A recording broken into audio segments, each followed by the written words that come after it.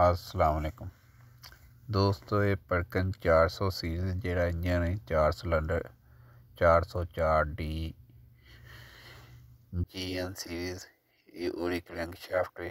असी ये main bearing जोड़े ने वो लाऊंगे और तेन दसूंगे। आ देखो जी, ये उपर तुम देख सकते 390 लिखा है और ये थ्रस्ट वाशर वाली साइड ने, इन थ्रस्ट वाशर लगनिया ने और तुम देख सकते हैं इन्हों खोल के तुम बेतरतीब भी रख दोगे तो कोई मसला नहीं।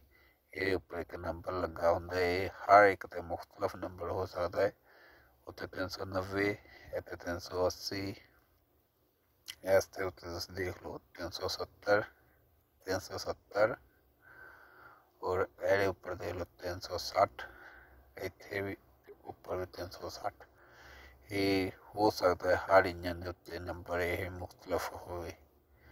आ डबल ने बैक साइड तो जी उपर 2 हल्कियां लगदियां ने, ये थ्रस्ट वाशर वाली साइड है। ये जी तुहाडी गेयर वालों आउंदी और वाल आउंदी है वेट वाल।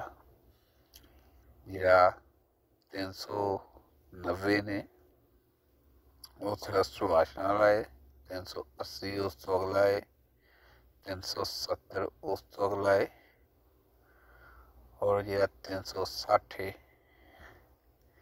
ये सारे तो अगे आना है। इहदे 4 वेट ने, 4 मेन बैरिंग ने, ये चारे जिहड़े ने इन्हां उपर नंबर ने।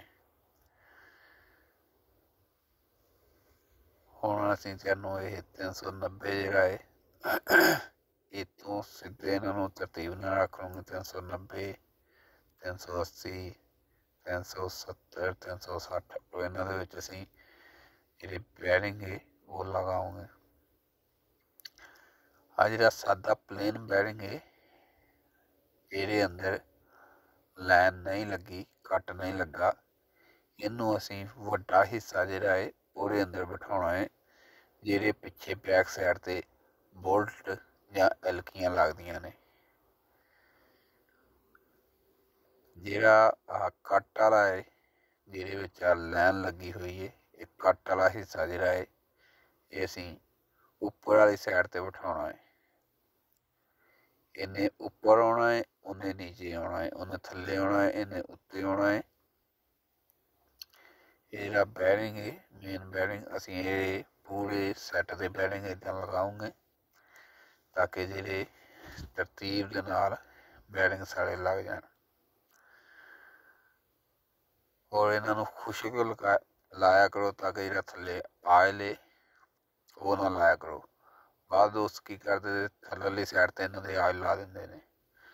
इन्हों खुशकी लाया करो, इन्हों के उपर बाद चो आयल लगाया करो।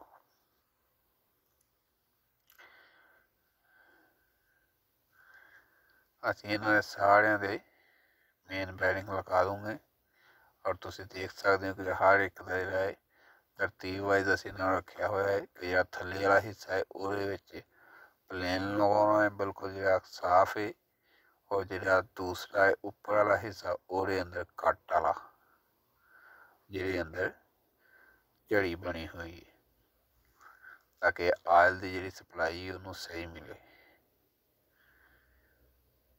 अगर कोई दोस्त खोलन लग्या गौर नहीं करता तो वो फिर बाद चो परेशान होंदा है तो बाद दफा एक कई दफा उल्टे भी लगा देंगे ने। तो इस तो इन्हों जिहड़ा है तरतीब के नाल इदां लगाउणा है।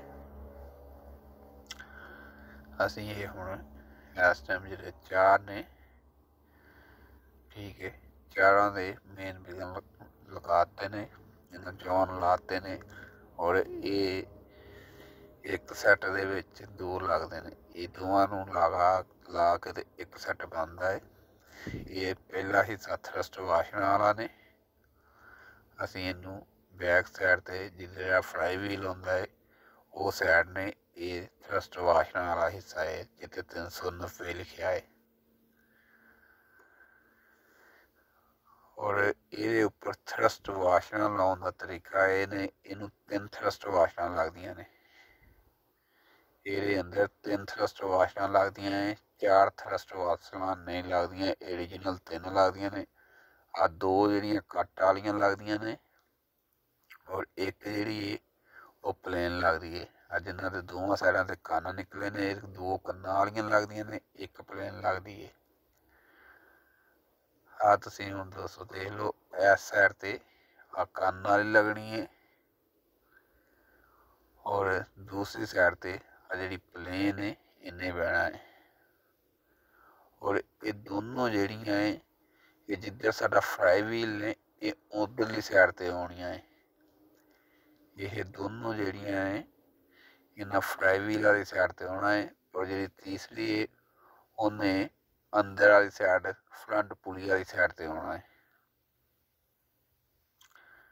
और इसके उपर नहीं लगनी। ये थ्रस्ट वाश लाइन तीन लगदियां है। आ जिहड़ा डाया है दो इधर आउणियां ने, एक परली साइड ते आउणी है।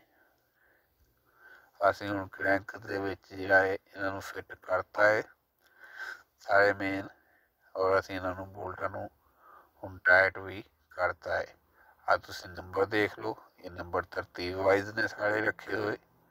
आ 360 ने सारियां तो उपर फ्रंट साइड ते, उस तो थल्ले 370 ने, 360 370 380 और आखिर ते ने 390। और ये जिहड़े नंबर ने ये जिहड़ी फ्रंट पुली है उहदे अल नूं होने ने पहले गेयर वाली साइड नूं जिधर टाइमिंग गेयर ने।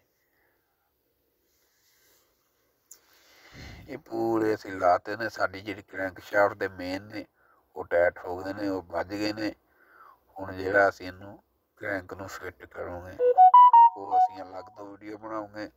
अगर ये साडी वीडियो इनफॉर्मेशन अच्छी लगे साडे चैनल नूं लाइक करो, सबसक्राइब करो, वीडियो दोस्तों तक शेयर करो। मजीद होर साडे चैनल दे उत्ते पंप की टाइमिंग की वीडियो है ने, जिन्हां दोस्तों देखनी हो परकन डीजे डीके सीरीज़ की होर भी मालूमात है ने, देख सकते हो।